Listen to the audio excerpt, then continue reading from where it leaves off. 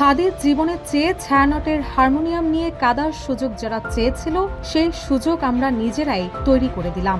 আজ তারা হারমোনিয়াম নিয়ে কাঁদছে আর পর্দার আড়ালে হাদিকে ভিলেন বানানোর পায়তারা করছে। ইনকিলাব মঞ্চের মুখপাত্র শহীদ শরীফ ওসমান হাদির মৃত্যুকে কেন্দ্র করে রাজধানীতে প্রথম আলো, ডেইলি স্টার ও ছায়ানটে হামলার ঘটনায় সামাজিক যোগাযোগ মাধ্যমে চলছে আলোচনা সমালোচনা। এমন প্রতিক্রিয়ার এভাবেই সমালোচনা করেছেন জাতীয় নাগরিক পার্টির যুগ্ম সদস্য সচিব ডাক্তার মাহমুদা মিতা। তিনি প্রশ্ন তুলেছেন, হাদির জীবনের চেয়ে কি একটি হারমোনিয়ামই বেশি গুরুত্বপূর্ণ হয়ে উঠেছে? 19 ডিসেম্বর নিজ ভেরিফাইড ফেসবুক পেজে দেওয়া এক পোস্টে তিনি লেখেন, হাদির জীবনের চেয়ে হারমোনিয়াম নিয়ে কাদার সুযোগ যারা খুঁজছিল সেই সুযোগ আমরা নিজেরাই তৈরি করে দিয়েছি। তিনি অভিযোগ করেন, যারা আজ হারমোনিয়াম নিয়ে কান্নাকাটি করছে তাদের অনেকেই হাদির জীবদ্দশায় কিংবা মৃত্যুর পর একটি পোস্ট বা শেয়ারও দেয়নি, কিন্তু আজ তারা হারমোনিয়াম নিয়ে কাঁদছে আর পর্দার আড়ালে হাদিকে ভিলেন বানানোর পায়তারা করছে।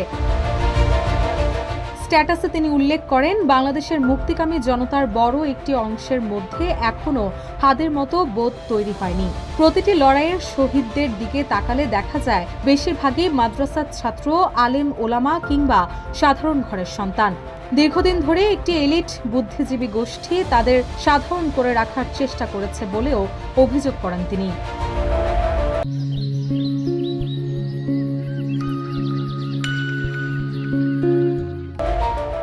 ডাক্তার মাহমুদা মিতা বলেন, হাদি এই চিত্র বদলাতে চেয়েছিলেন, কিন্তু কাউকে শুধু রক্ত দেওয়ার যন্ত্র বানাতে চাননি, বরং স্কিল, পার্সোনাল ডেভেলপমেন্ট, ভাষা, সাহিত্য, চিন্তা ও বুদ্ধির শক্তি দিয়ে লড়াই করে একটি বড় শক্তির বিরুদ্ধে জয়ী হওয়ার স্বপ্ন দেখতেন। এমনকি শত্রুর সঙ্গেও ইনসাফ করার চিন্তা ছিল তার আদর্শের অংশ। পোস্টে তিনি আরও দাবি করেন, একটি নির্দিষ্ট বুদ্ধিবৃত্তিক গোষ্ঠী হাদির লড়াইকে বুঝতে পেরেছিল এবং আশঙ্কা করেছিল হাদির সফল হলে বা তার আদর্শে একটি গোষ্ঠী তৈরি হলে তাদের সঙ্গে আর পেরে ওঠা যাবে না। সে কারণেই হাদিকে হত্যা করা হয়েছে বলে মন্তব্য করেন ডাক্তার মিতু।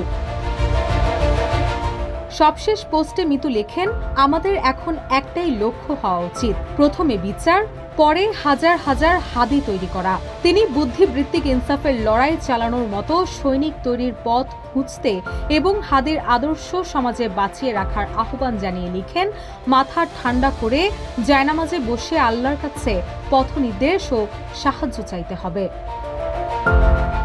রুশা সুর, নিউজ ডেস্ক, ইত্তেফাক।